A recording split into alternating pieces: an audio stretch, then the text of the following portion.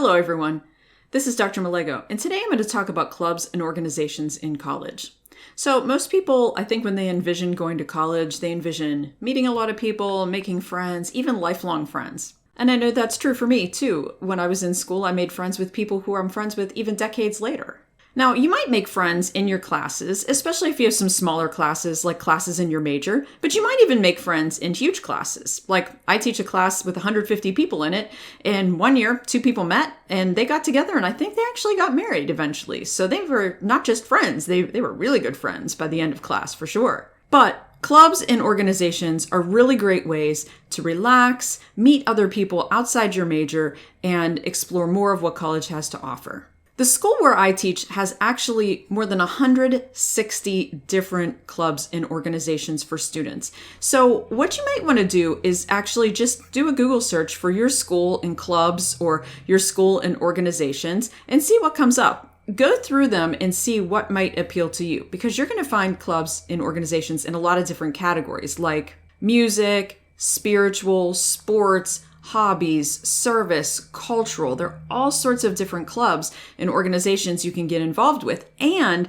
there also are the Greek organizations, the fraternities and the sororities that you might have heard about. Sometimes they're popularized, of course, in movies and stuff like that too. Some of the Greek organizations are academic, so they're like an honorary. So you might have to be a certain major and earn a certain grade point average to participate in them. Some of them are service oriented and some of them are social oriented. So you can look and see what appeals to you in that area too. And certainly not everybody joins a fraternity or sorority for sure. But if that's something that appeals to you, that's something that you could check out. Of course, always stay away from any kind of hazing in any of those organizations, or if there's any sort of dangerous activity, then that's a big NO. There's plenty of other student organizations you can get involved in that won't lead you into trouble. Check to see if your school has a student organization fair at the beginning of the school year. A lot of schools do. So instead of just looking online to find the student organizations, you can actually walk around, and usually there are tables set up and you can actually meet some people who are in the student organization. You can ask them questions and find out a little bit more about what they're up to. And they're usually looking for people at that event too. So they're like trying to find the right people to come and join their group, and you're looking for groups to join. So it's kind of a win-win for everyone.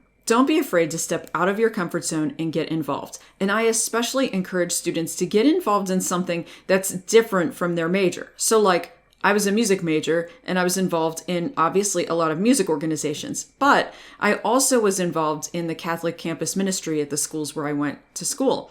And I met great people, some of whom I'm still friends with decades later.